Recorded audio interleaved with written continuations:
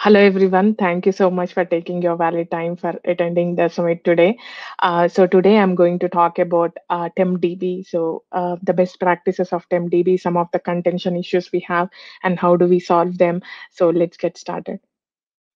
A little bit about me. As Aman said, I'm a database administrator and I'm a Microsoft certified trainer and Microsoft certified solution expert. And I do blog for dbnuggets.com. And I did my master's in computer technology at Eastern Illinois University. And you can contact me on Twitter at dbnuggets. And below, that's my email address. If you have any questions regarding the session later, please do not hesitate to contact me. So, what are we going to discuss in this session today? We are going to talk about the TempDB in an overview, and we are going to see how the transaction log happens in the TempDB and what objects do we store inside TempDB, what are the different kinds of object, and we have a contention issue with the TempDB database. So what is that contention? What are the different types of contention, and how do we solve that contention? And at the end, we are going to see some of the recommendations like best practices for the TempDB. So as you know, TempDB is a system database and it is basically used for storing the temporary information, right? Any intermediate results that we would like to store, we are going to store in the TempDB. TempDB is basically a simple recovery database, and it is created every time we restart the SQL Server. Right? We do not want the data to be persisted. It is temporary. All the information within the TempDB is temporary. Right? Whenever we restart, TempDB database will be created again. Only one day TempDB per instance we have, and all of like it is highly concurrent, like everybody wants to use it, right? All of the user databases want to use TempDB for storing their temporary information. And TempDB, you need to make sure you configure it correctly based upon your workloads. So once we restart the SQL Server, right, what happens and how the TempDB gets created? Once we restart the SQL Server, the first thing that happens is the master database will be open. Once the master database is open, we all have that login information, user information inside the master database. So that's when the connections are made to the server, and connections are at this point will be allowed to the SQL Server, but they cannot access the model database and TempDB database until they are created.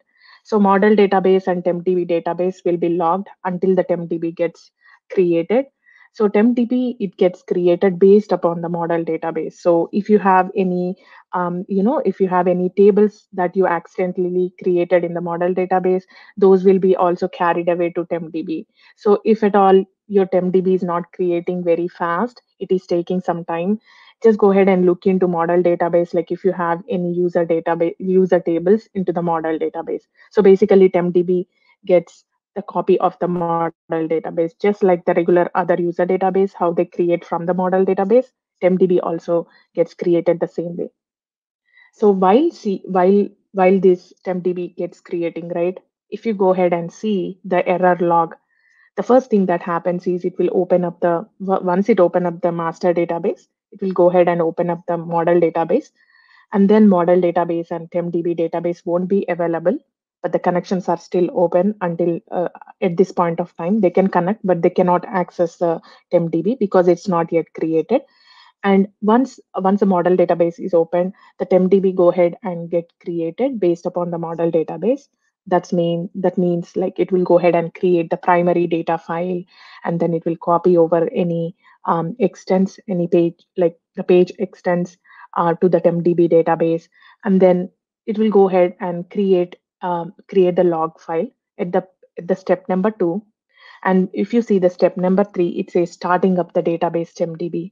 At that particular stage, all the other NDF files, if you have any additional data files for the TempDB, those get created, and the TempDB will start up. At that point of time, all of the connections and any users who wanted to create the TempDB objects, they can be able to use the TempDB. But until the TempDB gets created, even though the user wanted to create any TempDB, they will be placed in hold. Like the queries doesn't fail, but they will be on hold until the TempDB gets ready. So what about the TempDB transaction log? as I told you, like StemDB is a system, like simple database, right? Simple recovery model database. It is minimally logged, especially because we do not want any data to be persisted on TempDB once we restart it. So, and also there are no checkpoints. Like whenever the checkpoint process kick in, for every couple of minutes by the SQL Server automatically, it will go ahead and do the checkpoint process on all of the user databases except the TempDB. It will leave the TempDB. But then if you wanted to manually go ahead and do the checkpoint process, like go ahead and open up the management studio and run the checkpoint process and execute it, that's when checkpoint process will also run the checkpoint process on TempDB database. And that might take a while, because that might take some time to do the checkpoint process if you do that manually. Now, why is that? Because the general checkpoint process doesn't touch the TempDB at all, right? But then the checkpoint process will actually truncate the transaction log whenever it runs, just like for the other simple databases, simple recovery mode databases. And the lazy writes happens, like those whenever any pages from the buffer pool are not get used, those pages, like the least recently used pages, will be they will be pushed back to the data files, just for like the regular process. The lazy writer will happen on the TempDB database as well. So what are some of the uses of TempDB, right? What do we store inside TempDB? We store temporary tables, table variables. Table variables, when we talk about, like most of the people think they are stored inside the memory, but basically table variables get stored inside the TempDB.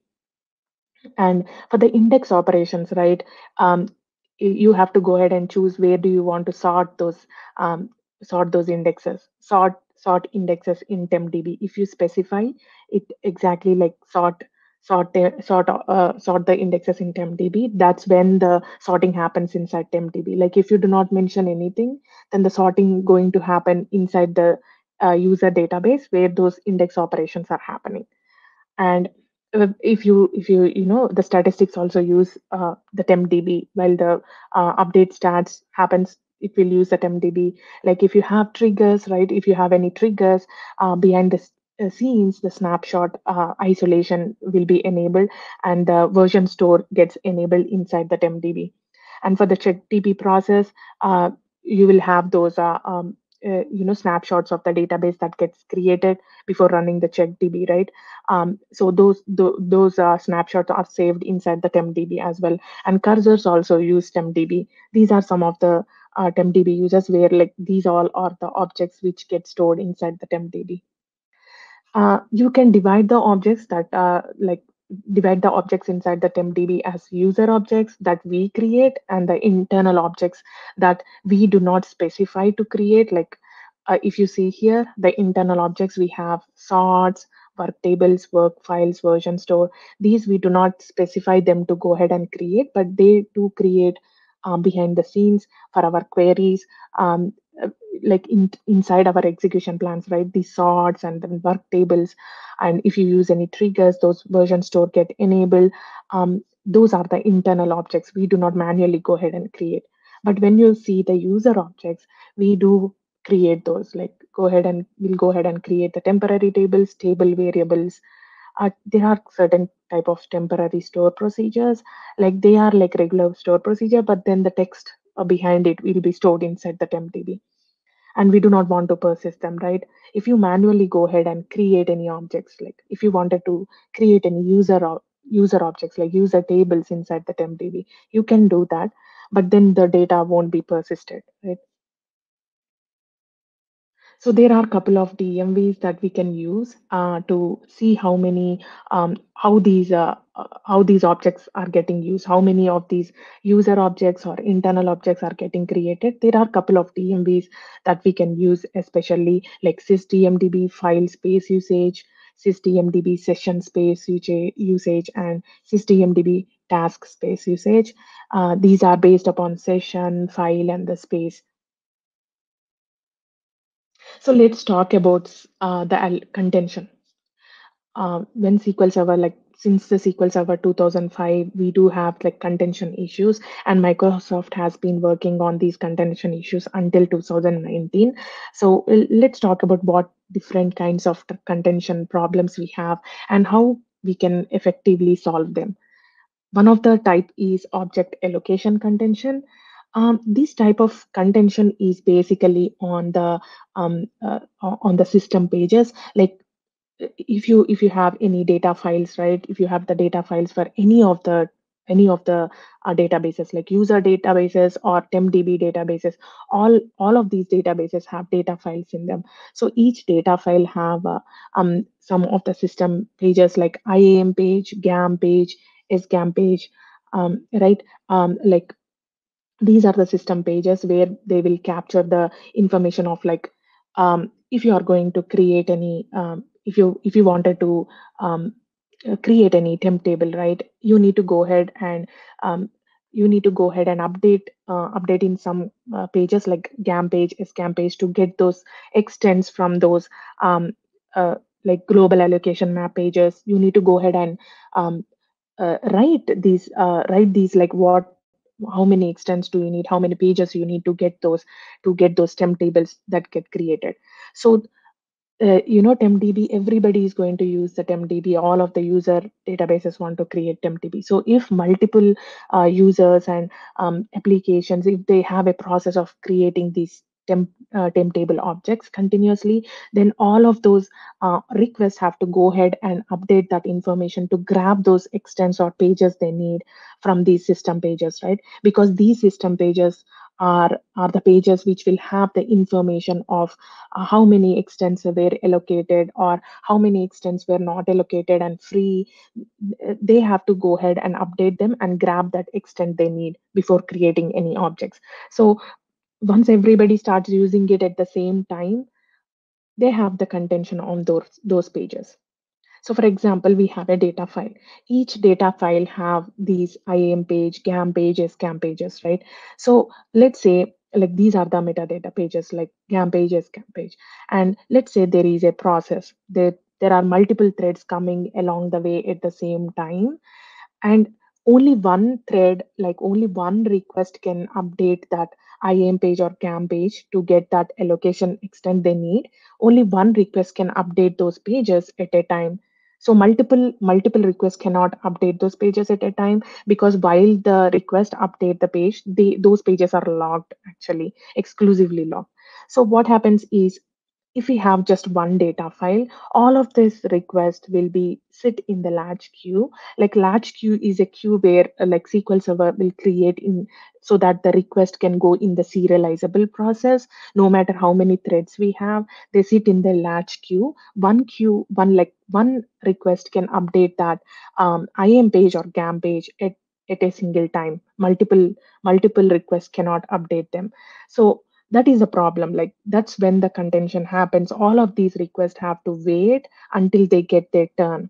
So which is like all of these requests have to wait for a long time, which will cause the performance issues, right? So this is called as a object allocation contention. And if you can go ahead and create multiple data files, the same multiple data files, each data file have these system tables, right? IAM, CAM, and SCAM pages. So now, if you have multiple data files, right, you can easily solve that contention, like object allocation contention problem, because now these requests can easily, pass on those burden to the other. They can share the resources. They can share these pages from the different files, so that they don't have to sit in the latch queue waits for longer time, and the process will run very quick without any waiting. So that's how, like, by creating multiple data files, you can easily solve the object allocation contention problem. And for the like, there are a couple of more advancements that have been made that we need to remember. Like, if you are below SQL Server 2014, you need to make sure you enable trace flags 1117 and 1118. Now, why is that? Because trace flag 1117 will actually make sure that if you have multiple data files, right, they all auto grow at the same time. Like if you wanted to increase the space, if the auto grow happens on one data file, that will trigger rest of the data files to also auto grow. Now, why is that? Because we wanted to make sure that all of those data files are being used simultaneously instead of going all the requests to one data file. We want to distribute that workload onto all of those data files equally. Um, so that is the reason we need to make sure we enable 1117, and also we need to make sure we enable 1118, so that the extents, like instead of using the mixed extents, we are making sure we can only force it to make sure we only use uniform extents only.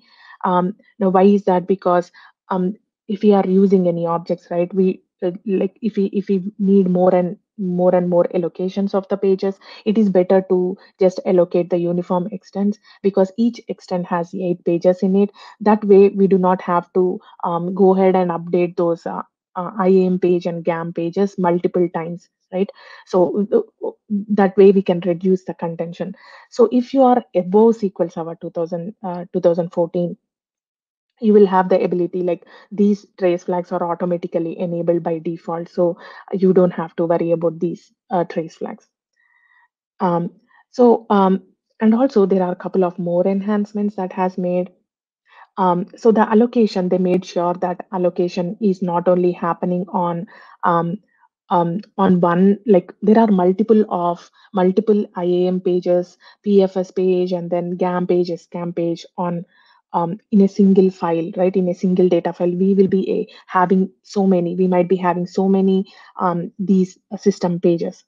So by making a certain enhancement, what they did is they tried to make the request go ahead and allocate for each of those PFS page or GAM page, SCAM page equally, instead of just allocating for the one file at a time and then going to the next file.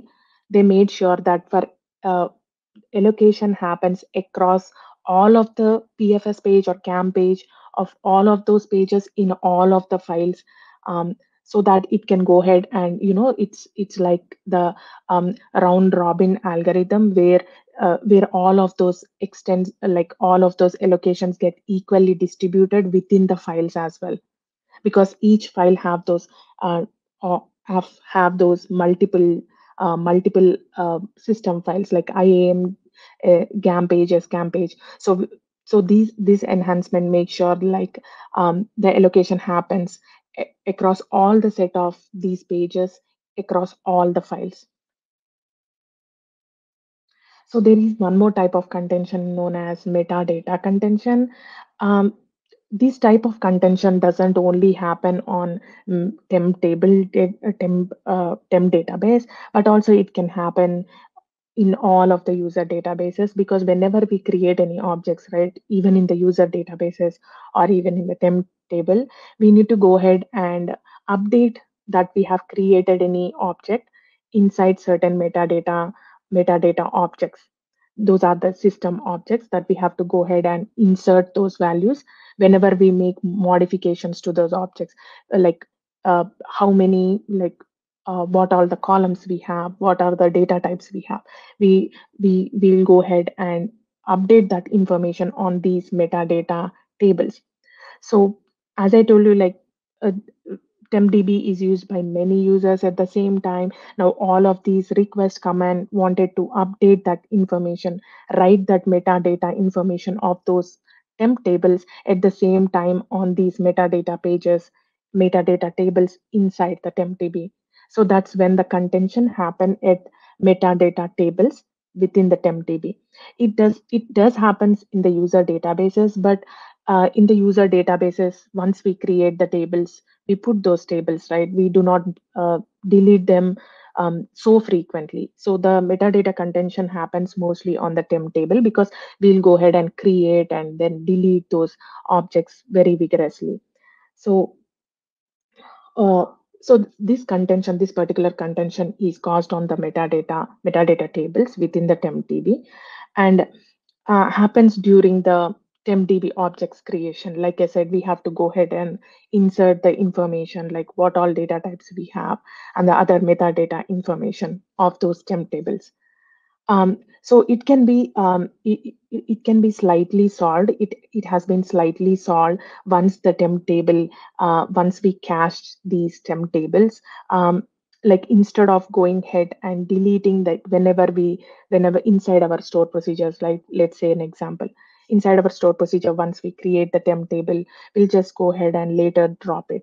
So what the change they have made is, instead of going ahead and dropping the temp table completely, why won't we just go ahead and drop the data within the temp table, but then save the schema of the temp table in the cache?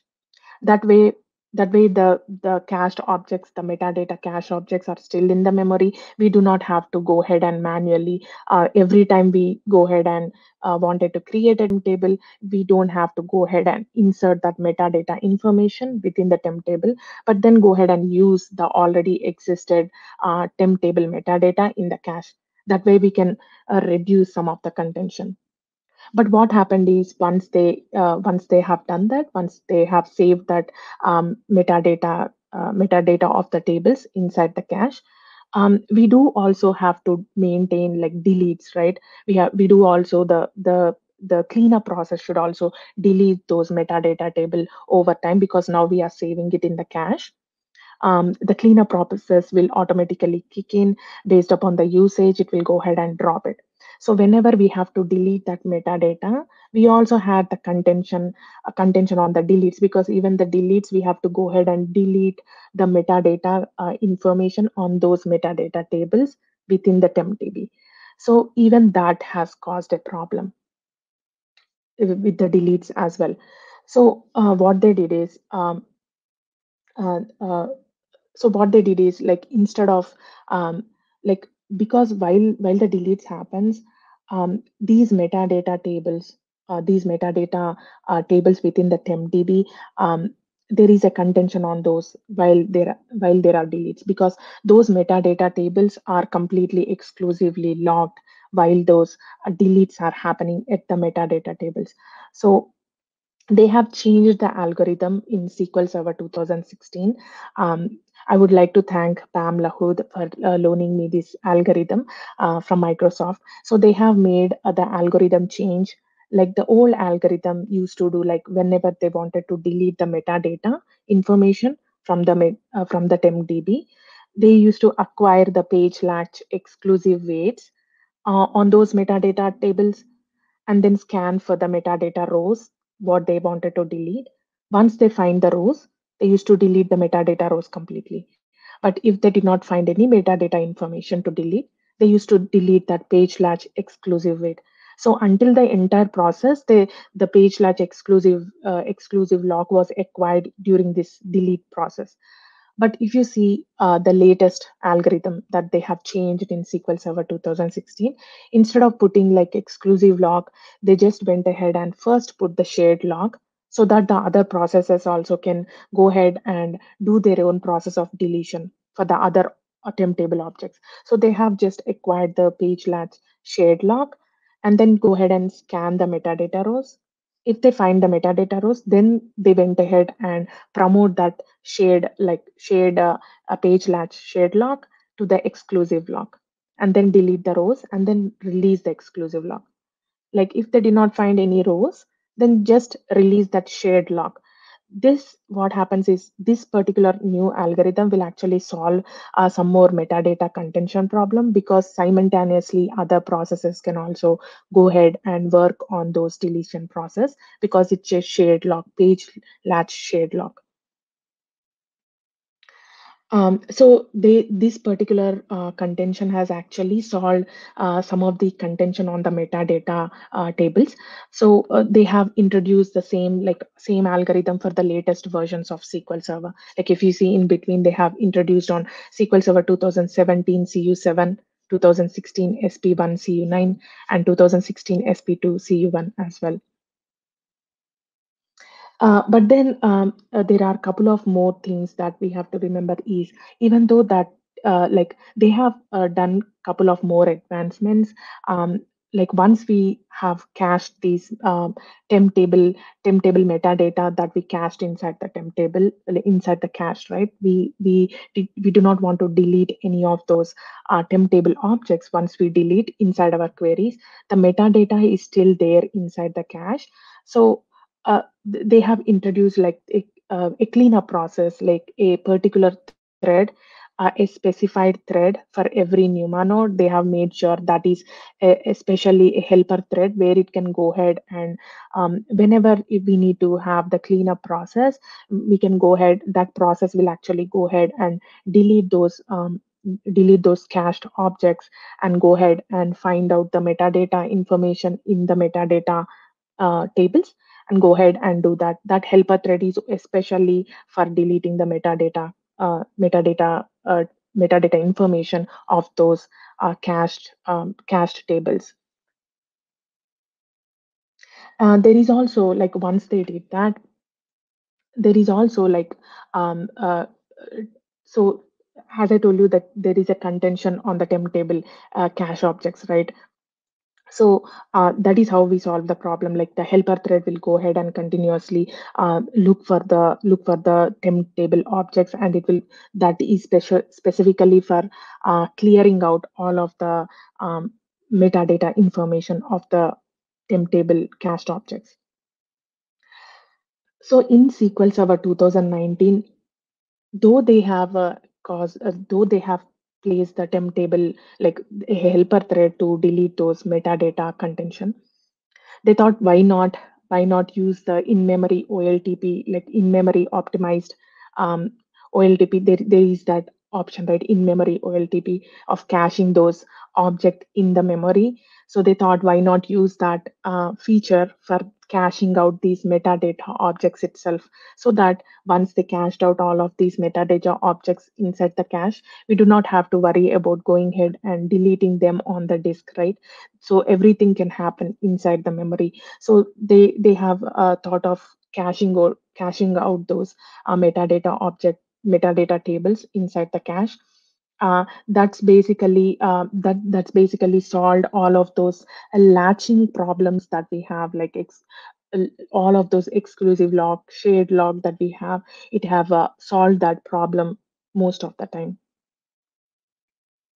There are a couple of recommendations that I have said right in from the beginning. We have seen like what can actually solve our problem from the contention issues. So basically, previously, like in the older versions of SQL Server, the default is like creating only one data file per temp table. But then for the latest version of SQL Server, the recommendations were, and for the latest versions of SQL Server, they have automatically made as a default that we have multiple equally sized temp table data files. So you can start with one file per core, and then you can go up to 8. And some of the companies, they even need, based upon the workload, right? You can just start with one file per core, but then go up to 8. But that's the starting point. It all depends upon how much of workload you have, how many of your threads will use TempDB and create the objects inside TempDB. And the we need to make sure we enable trace flag 1117 and 1118 if you are below SQL Server 2014. But if you are above SQL Server 2014 and later versions of SQL Server, you already have those trace flags enabled. And a couple of other recommendations are like, if you create a temporary table inside your stored procedures or inside your queries, um, please make sure that you do not create the once you create the temp table, right, in between your process, like in between your stored procedures, do not go ahead and create the indexes on those temp tables that you already created, because what will happen is that will actually invalidate those cached metadata table that you stored inside the cache. So for the latest versions of SQL Server, you have that inline syntax where you can go ahead and create the temp table, at the same time create the index within that create temp table statement. So by that, you will not invalidate the cached object inside your cache. And avoid using temp tables inside your ad hoc batches, because caching of these temp table objects are directly related to your plan IDs. So for the ad hoc queries, right, we do not save these temp tables inside your cache.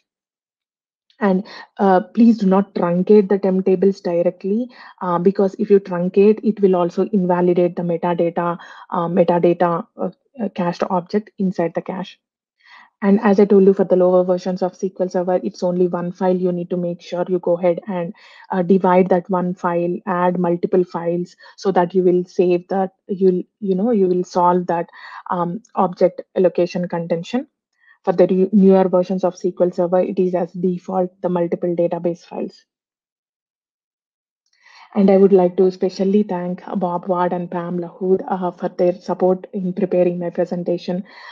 If you wanted to know more about like MTB, right, especially there is like 3 hour session that the Bob Ward gave a couple of years ago for Past Summit. It's an awesome session. And Pam Lahoud also given a wonderful session for 8KB.